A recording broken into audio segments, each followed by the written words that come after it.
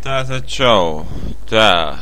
Daudz ir prasījuši, kā var uzlikt kādai sadaļai grupu, lai tā, piemēram, tā grupa var moderēt tieši savu sadaļu. Tad es izdomāju uztaisīt pamācību. Ielagojamies savā admin CP panelī. Ja man internets nedaudz ir lēns. Tad fórums.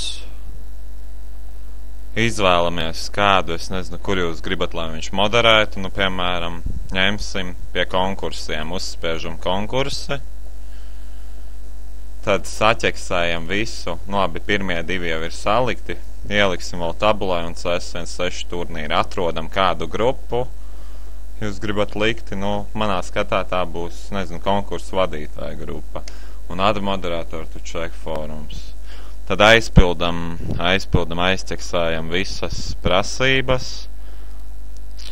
Tas ir tieši to, ko kādus aksesus jūs dosat tai grupai, lai viņš var moderēt.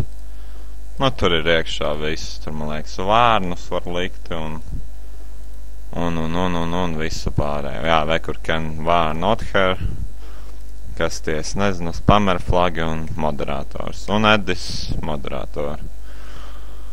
Un, ja jums parādās moderators šeit, tad jums viss ir izdevies. Davai!